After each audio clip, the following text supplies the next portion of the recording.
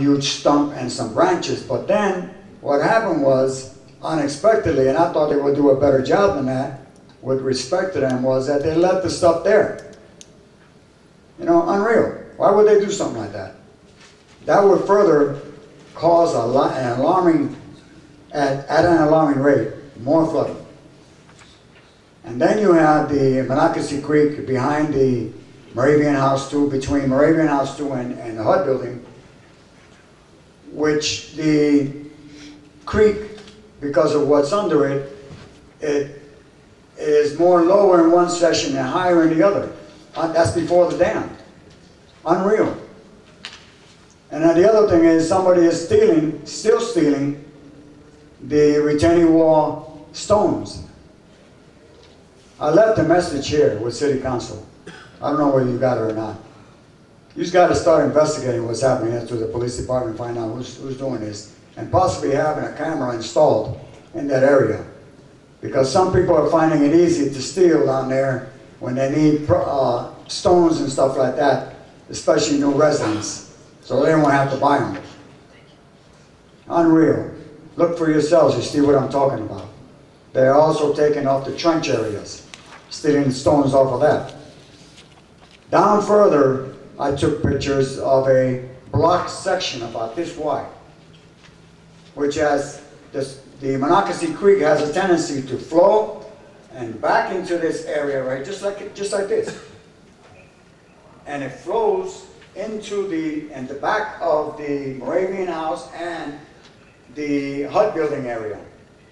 But further down, by the tannery, you got a big problem there. Because you have a big trench. But what happens in that, before that trench area, when you got heavy flooding, is that, and I'm going to take the time and talk about this, all the 5 minutes. Because this is important. What happens is that the water beyond the dam, which trickles down that dam, you're not going to do anything with that dam. Not much until you solve all these problems. What happens is that the Monocacy Creek in that area right there, right across from the tannery, is that there's an open area where there is no retaining wall. So the Monocacy will overflood its banks onto that area where Mr. Elka said it was only 40 feet and 6 inches high. That is now, I took pictures, and it was much bigger. You're talking about at least 200 feet and 8 inches to 10 inches. Close to that, I would say. Believe me, I couldn't even, it's unreal, because there was a car, a black car, that was buried practically up more than his doors. So with all due respect, until you resolve these problems which I just mentioned, you are always going to get flooding. So I would say fix it before it gets worse. And you can have all the people down there that you want. Until you fix this, it's always going to be the same. Take my advice, go see it for yourselves. I've been coming here with the same problems and nothing's being done. Thank you. Thank you. Any other public comment? Mr. Grubb, then Mr. Antelis.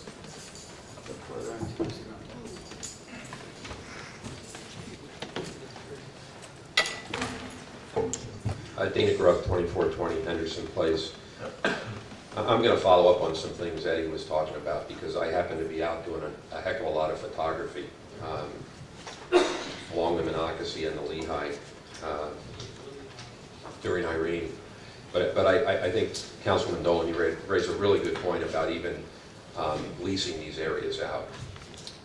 But by the same token, and I was very surprised the night that Music Fest had the washout, because I was at a party on the west side, a yard party, and when it first started raining, I actually commented to the people who were sitting at my table, I hope that the heck they're evacuating not only the supporters of Music Fest, but the vendors. Because based on the way the rain was coming down, and also based on what the weather predictions were, it appeared to me that there may not have been a very good evacuation plan down there as well, to get particularly the vendors out, because the losses they suffered were unconscionable. But I thought it was also interesting, as I was moving down the Monocacy, Norfolk Southern was already out during the storm. what they were doing is they were removing obstructions at all of their bridges as soon as they were happening to kind of keep the water flowing and kind of keep things from backing up at the Norfolk Southern bridges, because I talked to one of the crews that was out there. Perhaps the city needs to kind of adopt a similar strategy, or at least talk to them about the approach they take when high water develops, particularly in that area. I was listening to Ralph earlier, and I'm not sure removing that dam is going to do one bit on the Monocacy. We removed the dam down in the Saucon Park, and I spent about 2 hours down there earlier this week covering something down there and removed the damage that was down there. We removed a small dam on the Saucon Creek.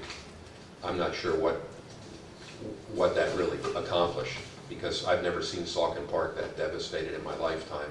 And as a child, I spent a lot of time in that park, and it never flooded. I mean, it seems like we're having 100-year floods every other year anymore, and sometimes a few times each year. But my overall point is I'm not sure that even allowing people to use these places anymore is the right move until other steps can be taken to hopefully address the flooding situation. But the Sauk and the Monot, for those of us who have been around this city as long as I have and even longer, we know the history of these streams, and these streams never used to flood like this, and it is all the development upstream.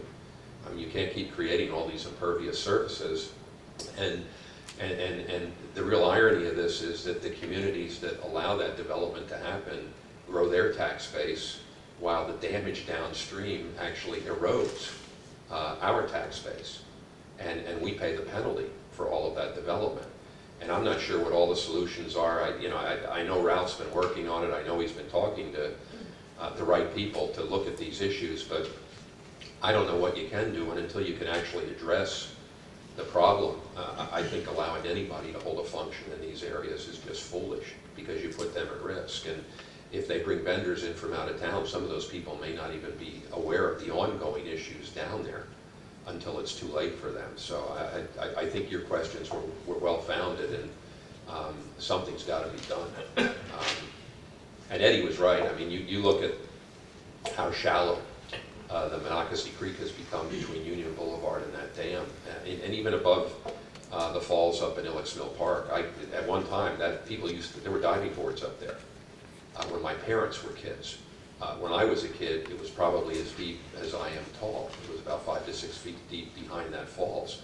Now the silt is almost at the top of the falls, at the top. So, you know, the water, everything's running almost off the surface at key points in the creek. So I think, I understand giving the budget necessary to address this. I suspect that the budget to address these issues is something you don't want to face in a city where you're suffering the consequences of all the development upstream.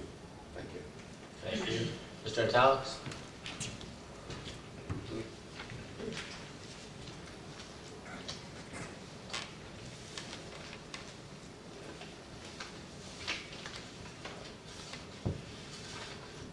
Stephen Italics, 7 Prison Ridge. I would like to amend the allegory of Nero fiddling while Rome burned, and replace Nero with City Council, and replace Rome with Bethlehem South Side, historical buildings. In a recent article in the local paper, it said there were 4 sites, 4 churches which are closed, and one of them is being considered for affordable housing. But if that were the case, this church would have to be demolished. The second church probably will be demolished, but the third church, St. John's Capistrano, I happened to get into the building surreptitiously, and I found the stained glass windows were stripped out, the altars were gone, leaving a stain on the back wall, and the pews are all gone. So the church essentially is a shell.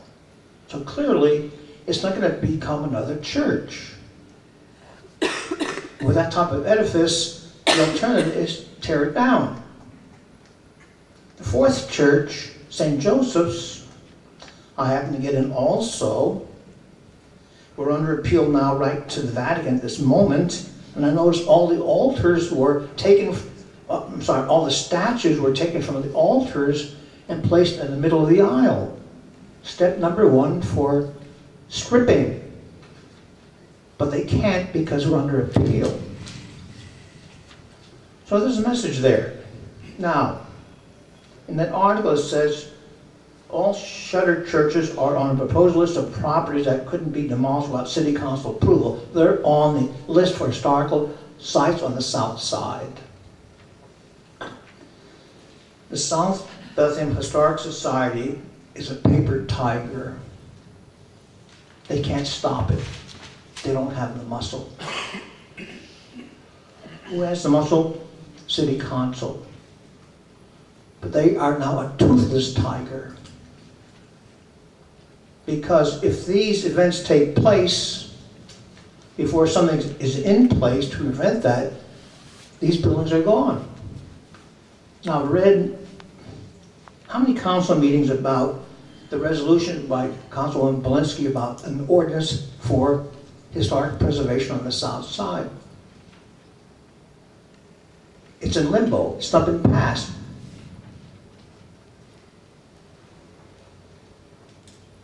If City Council had a sincere interest and concern with preserving the preservation of south side buildings, that ordinance should have been passed months ago. So are you going to wait, like at Brockle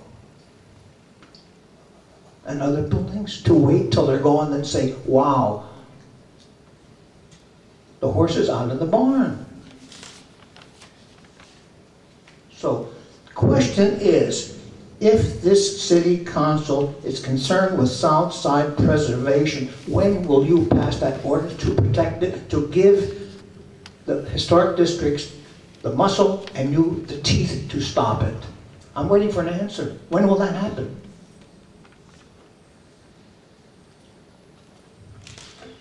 Steve, from my perspective, let me answer that. Pardon? Last week we had a zoning meeting for 4 hours. Our first meeting, we'll be going over the zoning ordinance at the end of September. And the question was raised, I asked Darlene personally before the meeting about the status of that ordinance. And she said that she felt that it would be it would come before City Council, probably in the beginning of the year. That they're pretty well, it's pretty fine-tuned. I know we've been discussing this a long time, but that's basically... Can I interrupt, sir? I'm only got 40 seconds. You have the power to do it. You don't need the administration to tell you you can't pass the ordinance. Why using them for a cop-out? Wait till the end of the year? The building's going to go. Why can't you do it now, regardless of what City Council says? Why are you using their excuse to hold off on passing that ordinance? You've got me in a state of shock by your toothless activity here. Thank you. Thank you. Mr. Shire?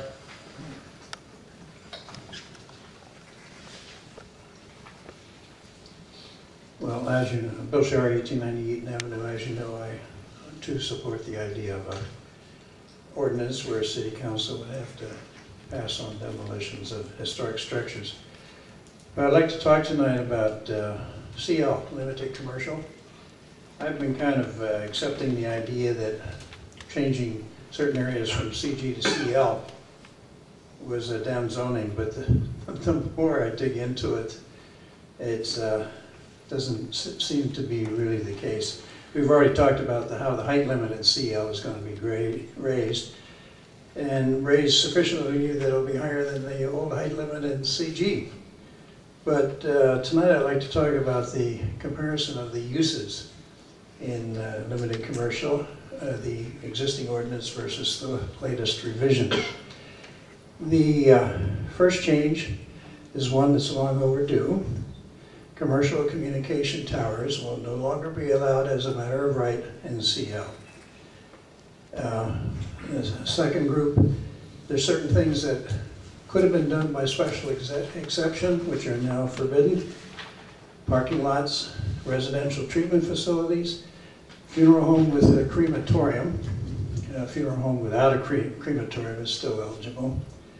Personal care centers and assisted living facilities. There is a change in terminology from bar to tavern. Bars were previously permitted as a matter of right. Taverns will be permitted by special exception, but with the present zoning hearing board, that's pretty much a matter of right. And then there's some that went from special exception to permitted as a matter of right, child daycare centers and bed and breakfast. These are all reasonable changes. And when we get to the new uses that's going to be allowed in CL, it gets very interesting. Amusement arcade, arena, performing arts center, auditorium. By the way, this is neighborhood commercial. Exhibition trade show center, bus, taxi, or passenger rail terminal, construction company headquarters, auction house, microbrewery with a restaurant, recording studios, indoor bowling alley, roller rink, ice rink, or batting practice, banquet hall up to 10,000 square feet, a shopping center up to 10,000 square feet, tattoo or body piercing, TV or radio broadcasting studio, indoor movie theater or live theater but no adult, trade school, cemetery, college or university, museum, daycare center for adults, emergency services station or training facility, and my favorite, sewage pump stations. Also solar energy collection systems and wind turbines, but only one per lot and only accessory. There's a lot of work that needs to be done on this ordinance yet. Thank you. Thank you. Any other public comment?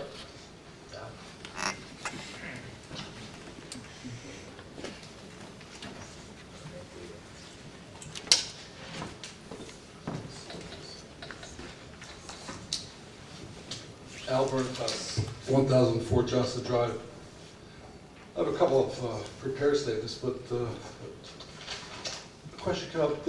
Mr. Dotches, did I hear you say we're going to have an RSS feed system in here and we were going to budget for that for next year, hopefully? The city clerk and the assistant city clerk researched the issue. They met with various vendors over the last year, and information was provided to members of council regarding the companies, the prices, and I've asked council to review it and to get back to Cindy by no later than Monday. If there's a majority, if there's a consensus, then we'll put it in city council's budget. If there's not a consensus or a majority, then it will not be in city council's budget. But all the information now members of council have, they have that Cindy and Nan researched over the last year at meeting with various vendors. Okay, so am I interpreting correctly that we're like making progress there? Yes. If we do, if you do get that in the budget, that will be installed in this room, Yes. and that will be capable of recording and live streaming every meeting that occurs in this room? Yes. Zoning hearing board, planning Yes. commission, Yes. city council.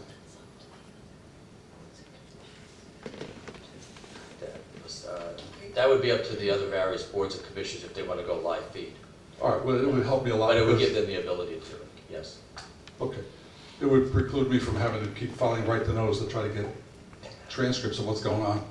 So that would, I think Chris would appreciate that. I wouldn't have to send them any more mail. So that would be great. Two other quick items. I was sent an email, so I'm going to pretty much read it and then ask a few questions about it. So these are not my words, although I tend to agree with a lot of things that are here. There's some statements here that I just don't know if it's a fact or not. This statement, I can't show up on Thursday night, unfortunately, for the EMS meeting because the solicitor for the zoning hearing board decided to have a rehearing for Elias Thursday evening, 6 o'clock over the library. So if that doesn't go too long, I'll come over, but I have a feeling I'll be there till midnight.